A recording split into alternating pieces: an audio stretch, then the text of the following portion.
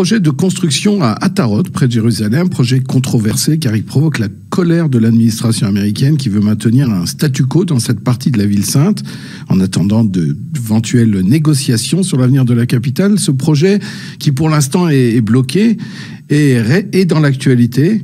Et nous allons en parler avec Ariel Assaf. Cette fois-ci, Ariel, vous êtes guide. Bonjour Ariel. Bonjour Michael. Alors, on va pas parler politique ni d'administration américaine, on va parler d'Atarot, parce que le nom est évoqué dans la presse, mais de quoi s'agit-il? Quelle est l'histoire de ce quartier? Bien, alors j'espère d'abord que vous voyez l'image qui est derrière moi, qui est une image prise à Atarot. Donc, il faut comprendre une chose, c'est que Atarot, ce n'est pas un village qu'on veut créer, une ville qu'on veut créer maintenant, un quartier de Jérusalem, mais c'est un village qui a été créé déjà en 1914. Déjà en 1912, donc encore à l'époque turco-ottomane, le Kakel achète des terrains du village de Kalandia, juste à côté, et crée un village qui va s'appeler Kalandia. Et d'ailleurs, en 1914, on verra s'installer là-bas des gens dont certains vont devenir très célèbres, comme par exemple Levi Shkolnik, qui plus tard, sous le nom de Levi Eshkol, sera Premier ministre d'Israël.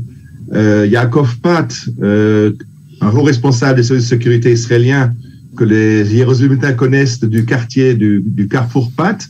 Donc des gens très célèbres qui sont venus à s'installer à Atarot. Et même le nom Ariel, est-ce que vous pouvez déjà nous le situer à Jérusalem? C'est dans Jérusalem, oui, c'est au nord, à l'est? Oui, alors Atarot se trouve au nord de Jérusalem, entre Jérusalem et Ramallah. D'ailleurs, dans un premier temps, quand les premiers agriculteurs vont s'installer à Atarot, ils utiliseront le bus arabe, la ligne 18, qui part de Shar Shrem, de la porte de Damas à Jérusalem, et va à Ramallah. Et là, ils descendront en route à côté de rien et rejoindront à pied les premières tentes de leur village de Atarot. Maintenant, ce qui est important, c'est que j'ai dit qu'on a acheté ces terrains. Ils ont donc été enregistrés au cadastre turc ottoman. Et ces terrains, non seulement on n'a pas gardé le nom du village de Kalandia, le village arabe à côté, mais on a même donné le nom de Atrot Adar. Atrot Adar est une ville biblique qui était située à cet endroit-là exactement il y a 3000 ans. Alors justement, dans la Bible, quelle est cette référence? Qui a vécu à Atarot biblique? On n'a pas de détails sur la Atarot biblique, on sait juste qu'il y avait une ville à cet endroit-là, et donc quand on se réinstalle, quand on achète ces terrains-là, on leur redonne, on essaie toujours de redonner les noms bibliques, et on s'installe donc en 1914. Alors, ce qu'il faut comprendre, c'est que la vie ne va pas être facile. D'abord, il n'y a pas d'eau dans la région, on manque d'eau. Très vite, il y aura la Première Guerre mondiale et beaucoup de Juifs en Israël seront chassés ou devront fuir à cause du fait que la Turquie essaye de les conscrire dans la guerre mondiale. Certains sont ressortissants étrangers, c'est très problématique. Le village est abandonné et on va le reconstruire en 1919. Et alors, il va se passer quelque chose d'incroyable, c'est que les institutions du Yishuv, donc l'agence juive, vont décider, les spécialistes, que cet endroit n'est pas vivable économiquement.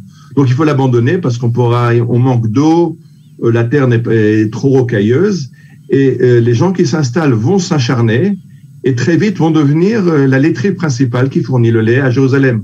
Avec Kiryat Anavim, le kibbutz à l'ouest de Jérusalem, Atarot devient livre le lait et les œufs à la ville de Jérusalem dans les années 20. Il y a combien d'habitants dans les années 20? De combien de personnes on parle? On est arrivé jusqu'à une 60aine de familles. Ça n'a jamais été très grand. En 1922, se construit à côté de Atarot un nouveau village qui s'appelle d'abord Kfar Ivri et qui après va s'appeler Neve Yaakov. On a d'ailleurs un quartier de Jérusalem qui porte aujourd'hui le nom de Neve Yaakov. On a le quartier, le centre industriel de Atarot Jérusalem qui sont sur les terrains de ces villages-là et donc qui continuent leur histoire. En fait, dans l'histoire sionisme, l'enracinement à Atarot se fait en 1931. Parce qu'en 1931, il y a une enfant qui décède, malheureusement, dans un accident de la route, ça existait déjà à l'époque. Et cette petite fille qui était tuée par un camion qui l'a renversée est enterrée à Atarot. La question s'était posée, l'enterrer à Jérusalem ou à Atarot? On décide non, on l'enterre à Atarot. Construire un cimetière, c'est aussi une façon de se fixer sur le terrain, de dire voilà, on est maintenant une ville, ou un village où on vit, on meurt. C'est un village qu'on ne quittera plus. Donc en 1931, donc il s'installe un peu plus avec la création de ce cimetière. Et on sait qu'en 1948, le village va être détruit. Pendant ces 17 ans, qu'est-ce qui se passe? Que le village va évoluer ou il reste ce petit village agricole au nord de Jérusalem? Ce village va évoluer d'abord parce que les Anglais décident de construire un aéroport. L'aéroport d'Atarot, qui a desservi Jérusalem jusqu'aux accords d'Oslo. Cet aéroport d'Atarot, quand les Anglais le construisent, d'abord c'est un problème pour le village parce que ils ont exproprié un certain nombre de terrains agricoles du village. D'un autre côté, il y avait du travail. Certains ont pu travailler dans les services pour cet aéroport. Et le fait qu'il y avait une présence anglaise les a un peu protégés dans les pogroms de 1936-1938, bien que la situation ait été très difficile. Je vais peut-être rappeler quelque chose d'important à Tarot. Il y a une façon de fêter Shavuot qui a été instaurée dans les kibbutzim, qu'on appelle la fête des Bikurim. Shavuot, c'est la fête des Bikurim. Tous les kibbutzim font des grandes fêtes. On amène les prémices les premières moissons du kibbutz. Cette fête des Bikurim a été instituée à Atarot par quelqu'un qui s'appelle Shabtai Lujinski, et qui chaque année prenait les prémices de la récolte d'Atarot, les amenait à Jérusalem devant les Mosdot Leumim, devant les bureaux du KKL, du Keren Haïsod de l'agence juive, et là-bas, en grande fête, les gens de Jérusalem l'attendaient, il ouvrait un marché en plein air, les gens achetaient ses prémices et l'argent était versé pour le tronc bleu-blanc du KKL. Donc ça, c'est aussi quelque chose qu'on voit à Tarot, la fête des Bikurim, qui après s'est répandue dans le pays entier. Les années de 36-38 vont être très dures à cause des attentats. Il y aura plusieurs attentats sur la route. Les tués vont commencer dans plus en plus de victimes. Et vraiment, le grand problème va être en mars 48, quand la veille de Purim, beaucoup d'habitants d'Atarot qui étaient à Jérusalem pour leurs études, pour des achats, se pressent dans les deux bus qui les ramènent à Atarot. Et ces deux bus sont attaqués sur la route et on dénombrera malheureusement 14 tués dans cette embuscade. Alors à partir de ce moment-là, et je dis on est en mars 48, le village est entièrement coupé de Jérusalem. Et ce qui va être terrible pour Atarot, c'est un événement qui va se produire le 4 Iyar 1948, donc la veille de la proclamation de l'indépendance. Le jour avant de proclamer l'indépendance, c'est le jour où le Gush Etzion, les 4 kibbutzim au sud de Jérusalem, tombent aux mains de la Légion arabe, sont détruits, et à Kfar Etzion, il y aura un massacre et 120 des défenseurs seront massacrés par la Légion arabe. Et donc le 5 Iyar, le lendemain, le jour où Ben Gurion doit proclamer l'indépendance d'Israël, il donne un ordre, tous ces villages isolés dans ce qui doit être l'État arabe, il faut les évacuer. Et donc, pendant que le peuple chante et danse à Tel Aviv, à Jérusalem, on a un État parce que Ben Gurion proclame l'État d'Israël. À Tarot, ils ne sont pas en train de fêter, ils sont en train de préparer l'abandon du village. Les femmes et les enfants avaient déjà été évacués avant, mais même les défenseurs prennent avec eux ce qu'ils peuvent. Et dans la nuit du Shabbat, ils vont à pied rejoindre Neve Yaakov et se regrouper là-bas.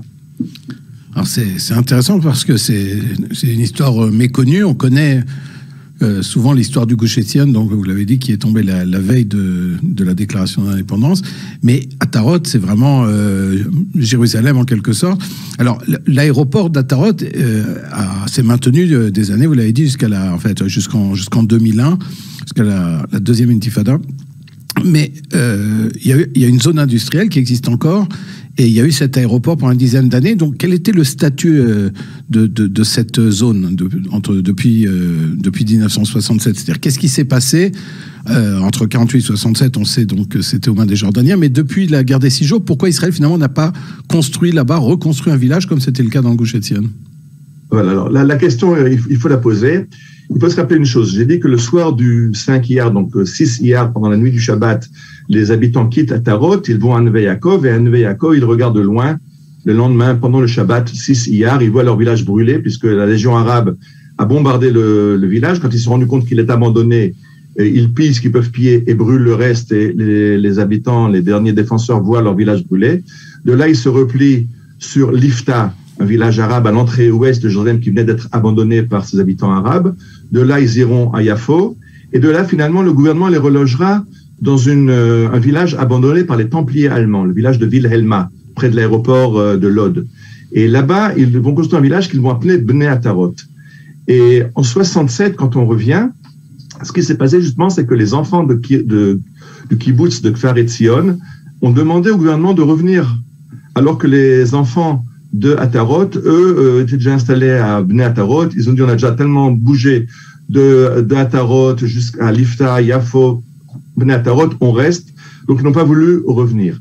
Ils sont par contre revenus voir ce qui restait de leur village. On a retrouvé le cimetière qui avait été déplacé par les Jordaniens qui avaient voulu agrandir l'aéroport anglais.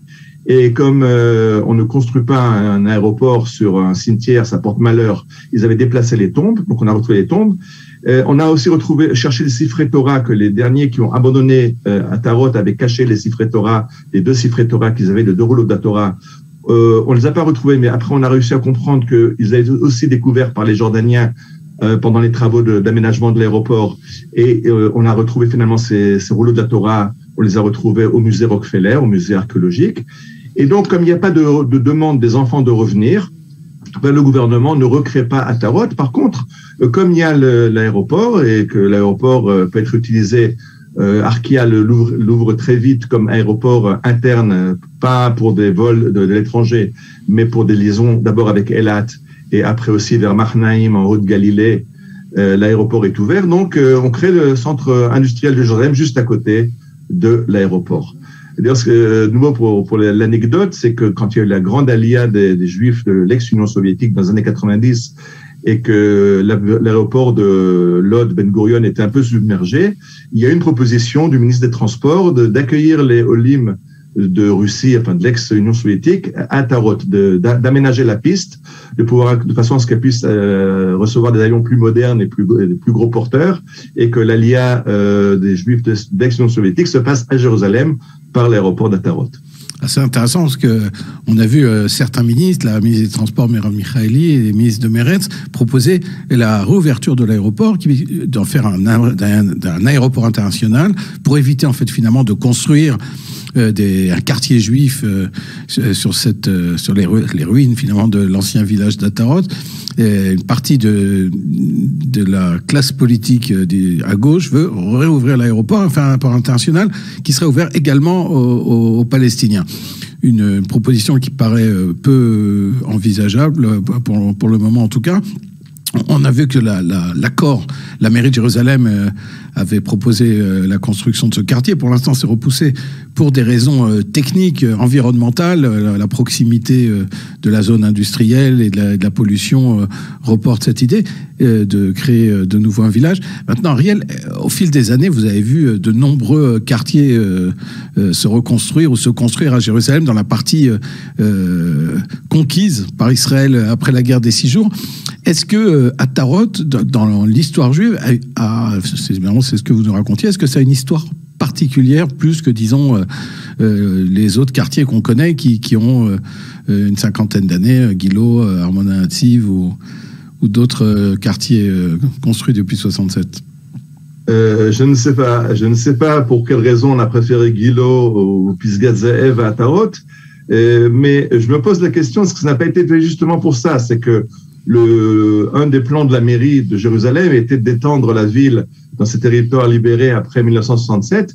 Et Atarot était moins problématique, puisque Atarot, ce sont des terrains qui, dans le cadastre, appartiennent à Israël. Tout à fait. Donc, ils ont été achetés, il n'y a aucune revendication sur ce terrain. Ce terrain est une terre juive, de la même façon que le Gush Etzion a été réinauguré en 1968, juste après la guerre des 6 jours, par des gouvernements de gauche, parce que le Gush Etzion était des terres qui avaient été achetées dans les années 20, et donc il n'y avait aucun problème de légitimité de présence juive sur ce terrain-là. Bien, merci beaucoup Ariel et pour ces explications et pour nous faire découvrir donc l'histoire méconnue du village d'Atarot. À bientôt Ariel. Je vous remercie, bonne journée.